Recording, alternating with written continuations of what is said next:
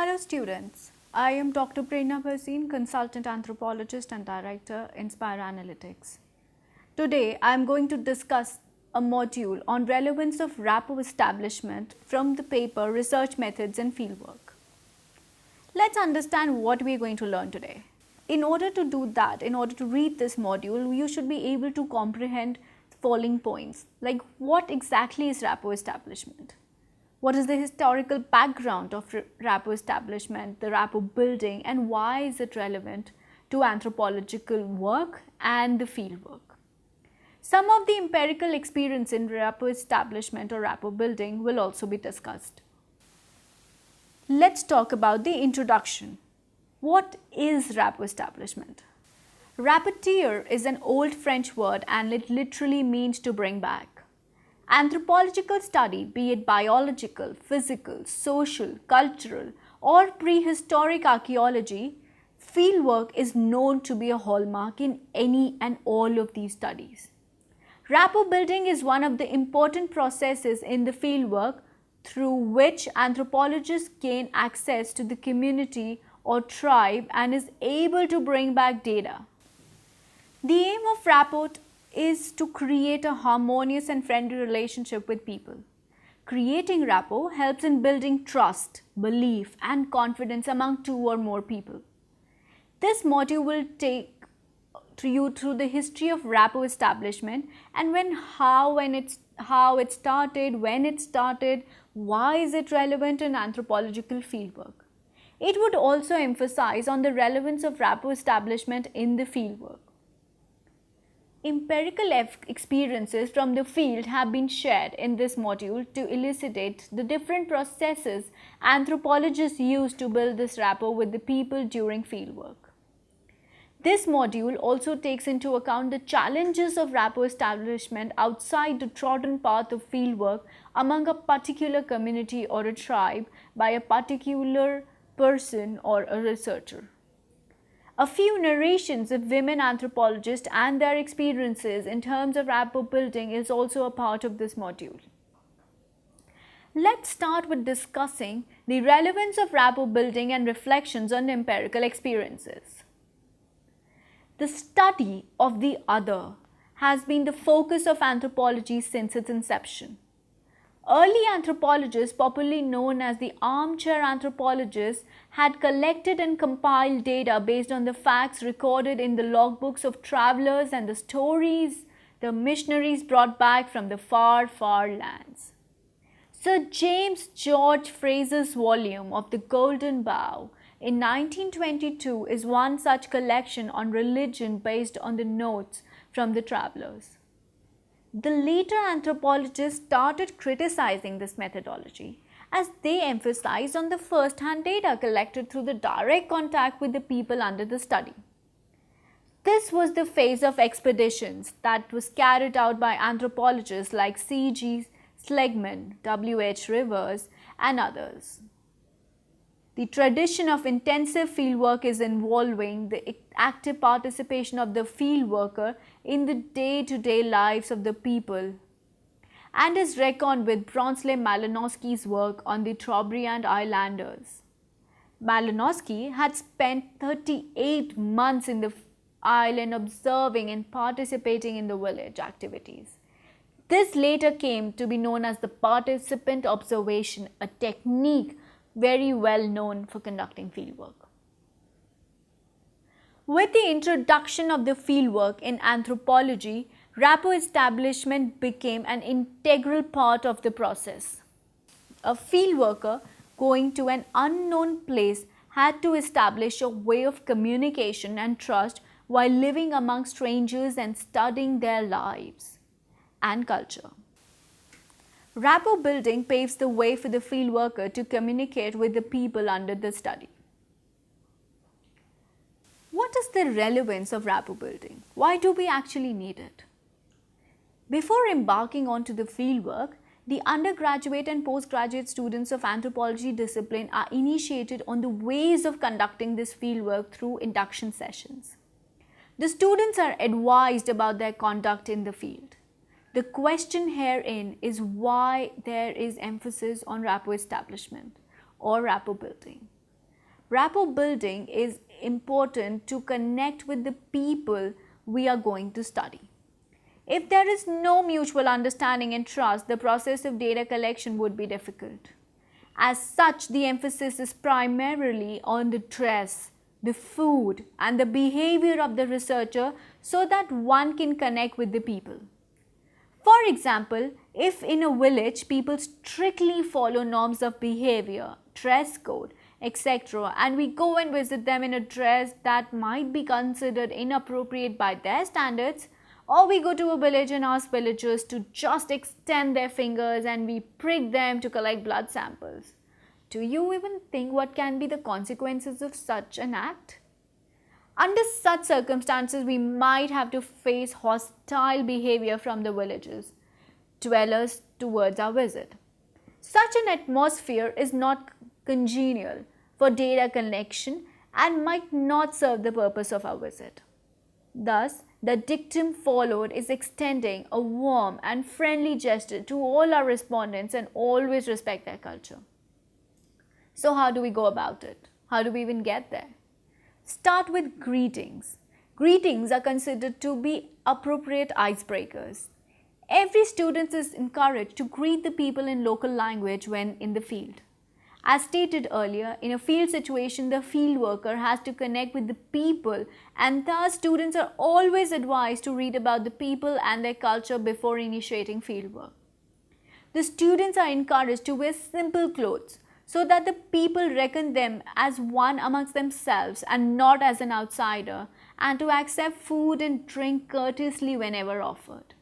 In many cultures, it's often considered rude behavior to refuse offerings of the food.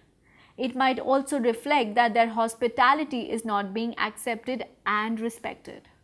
The basic rule of fieldwork is to go with an open mind and do away with ethnocentric thoughts and behaviors, as one is primarily trying to understand the culture and the people or a situation. A researcher has to be prepared for unfavorable circumstances but try the very best in building a rapport.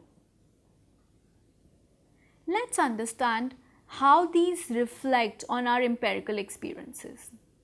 The fact still remains that no class can prepare a field worker to the kind of field situation one might face or is about to face.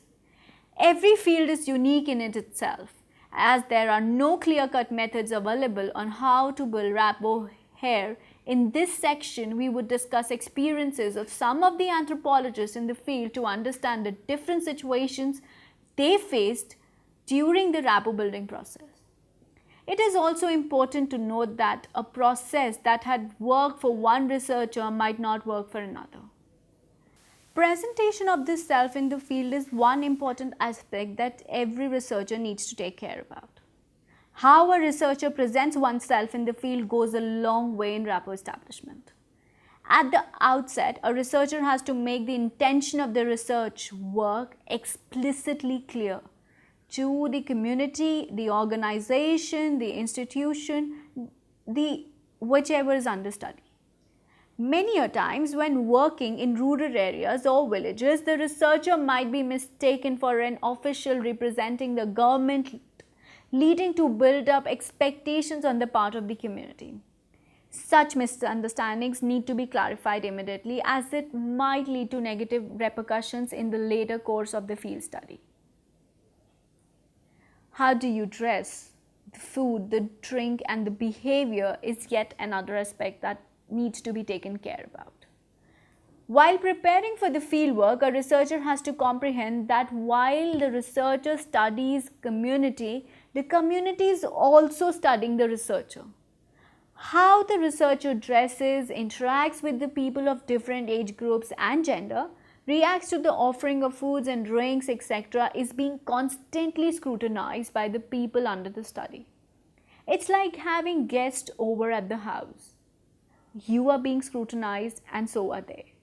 The researcher's behavior in the field also decides the rapport building process. At times, the community has a specific preconceived image of the researcher. Anthropologists in the field many a times have to act and behave in the manner the field perceives. In this connection, Middleton once wrote that during his study at the Lagbara, who addresses him as our European, expected him to be dressed, behave and act like European at all times. They expected him to treat them with European norms of hospitality whenever they visited their place. Srinivas, on the other hand, wrote that during his fieldwork in a village in Karnataka, India, there was no privacy to his life. Being an unmarried young man, he was constantly being questioned by villagers as to the reasons of his bachelorhood, as most men in the village of his age had a couple of children. The headman of the village constantly monitored his behavior and even pointed out personal details like a man should shave and admonished Srinivas for shaving after having a bath. Srinivas had to conform to the purity and pollution aspects observed by the village folks.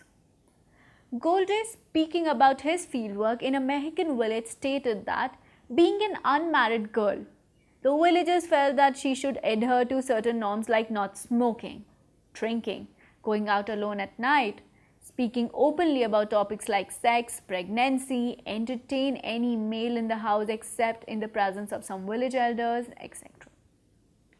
Moreover, when she stated wearing clothes like the womenfolk of the village as a part of rapport building, she started receiving many proposals for marriage, including a marriage proposal to be the second wife. Therefore, it is seen that different field situations have different standards for researchers. In one situation, we see that the people expected Middleton, the researcher, to be his natural self, while in case of Srinivas and Goldie, the villagers expected them to follow the norms of the village. In case of Goldie, a female field worker, the villagers expected her to follow norms and behave in a fashion which they deemed fit for an unmarried woman. Let's talk about social drinking. So, we've often heard about the saying, when in Rome, behave like a Roman. Most times, as an anthropologist, to establish a bond with the local tries to inculcate habits that become a part of their routine. Men, it is believed, bond easily while drinking, and many anthropologists have tried this route. On the experience of drinking to be accepted as among them, Gutman stated that he took part in an afternoon drinking binge and faced varied reactions from the locals. Some admonished him, stated he should have known better than to join such a drinking session, while others made fun of him and would tease him with sayings like, "Hey mate, you want some anise?" for days to come. Thus, it became a running gag for him. Language and interpreters are yet another aspect that need to be taken care of when you're preparing for the field and rapport establishment. Understanding and being able to communicate in the language spoken by the people under the study goes a long way in building a good rapport. A field worker well versed in the language of the people would be able to communicate better. It also does away with misinterpretations in communications that would come away in field studies. However, there are instances also where the help of the interpreters were taken by anthropologists in the field. Selecting the right interpreter also has a strong role to play in rapport building. For instance, Weidman in 1970, working in a Burmese village among Buddhist population, writes that she had hired an interpreter who was interested more in promoting her own religion and inflicting on the people the superiority of her own belief system rather than taking notes on the beliefs of the Buddhist way of life. The villagers were irked by the attitude of the interpreter, and to maintain harmonious relationship in the village, Weidman had to do away with the service of the interpreter. The next section deals with the ethics. A good anthropologist leaves a valuable impact on the field in the terms of rapport establishment and goes a long way in creating an amicable field ambience for other anthropologists to visit the field in the future. Srivastava in 2015 describes that Raghu, the interpreter who had worked with Elwin during his fieldwork among the Begas in 1939, and along with Srivastava in 1987 used to speak about Elwin's devotion and dedication to the field. Yet there were instances where exoticization had overshadowed Elwin's work, putting anthropological honesty at stake. Srivastava further states that Raghu's name was never mentioned anywhere in Elwin's work. It is of immense importance that a researcher does not lose the real essence of fieldwork and also acknowledge the help that comes from all quarters. In a field situation, the question of paying respondents keeps coming up. The request for liquor, tobacco, small gifts like bangles, earrings, etc., and even cash in exchange for information is always there. One can always give in to these demands as a part of rapport building process. Yet, the question still remains as to how far is it justifiable to offer gifts to gain friendship and access to information. In terms of paying cash to respondents, Das and Parry has written critically on the issue and argued that by such behavior, the field is spoiled for other researchers who might be working on a shoestring budget to conduct what Srivastava had termed as a peaceful fieldwork. The authenticity of data based on gifts and payments might put everything at stake. The respondents might manipulate data for greed. It is now time to speak about the anthropological journey beyond the exotic and women and the field. Anthropological journey, the tradition of fieldwork in anthropology, has come a long way since Malinowski's work among the Trobriand Islanders. Malinowski had stated that one of the proper conditions of ethnographic work is that one has to cut oneself off from the company of other white men and remain in as close contact with the natives as possible, which can really be achieved by camping right in their villages. Today, the very concept of field has undergone a tremendous change. Field no longer means going to an exotic, far-off place. The field today is an anthropological parlance and can be an organization, an institution, a rural or an urban site, or working amongst one's own people, not to forget the recent trends of multi-site fieldwork. In this section, experience of anthropologists would be shared on their rapport establishment process who have taken up fieldwork outside the trodden path of studying the exotic. Some have been working in an institute or organization. Rapport building is a challenging task in an institution or organization. Here, there are always two fractions, the management and the worker. Normally, entry into such places by researchers is taught through the management, and thus many a times workers feel it is difficult to accept the researcher in his or her own right. Researcher is more or less considered an informer of the management. In such a situation, rapport building becomes very, very crucial. Research in one's own community is yet another thing that's coming up. Many might believe that it is easier to study one's own community. The first presumption is that being an insider, rapport building is a very simple task. But the question arises as to how much an insider is being considered to be one amongst that of the community. The other question that you need to understand is about the multi-site fieldwork. The process of rapport building in itself is a tedious process, as many a times it is really difficult to understand, respect and comes in terms with each other's culture. In this case of multi-site fieldwork, where the researcher is working gathering data for more than one site, the task of rapport building becomes even more challenging in such situations. Only the word of mouth helps, like one person telling the other as to what's going on. Women in the field of anthropology and fieldwork. Entry into this new territory has never been easy. During the initial days of fieldwork, despite introductions and necessary letters from competent authorities, the researcher had to face suspicion and is treated as an intruder. In the case of female field workers, the task of working among strangers, living among them, to work in a community with conceived sets of rules, organized relationships and defined roles, the challenges are many. Wiedemann stated that her fieldwork in Burma in year 1957 had many challenges.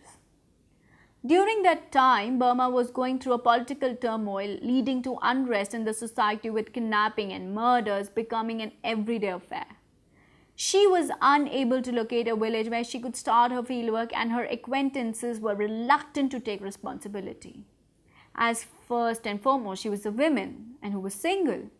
Single women did not live alone within the city, let alone outside Rangoon in a poor little farming village, Wiedemann once quoted. Her single status did not conform to the norms of the society and was considered not appropriate. The utmost consideration was her safety, as many feared that she was a foreigner. She might be kidnapped, murdered, or taken as a wife by one of the rebel leaders. Least was the concern for her work. Wiedemann, after many futile attempts, was able to find a village best suited for her work.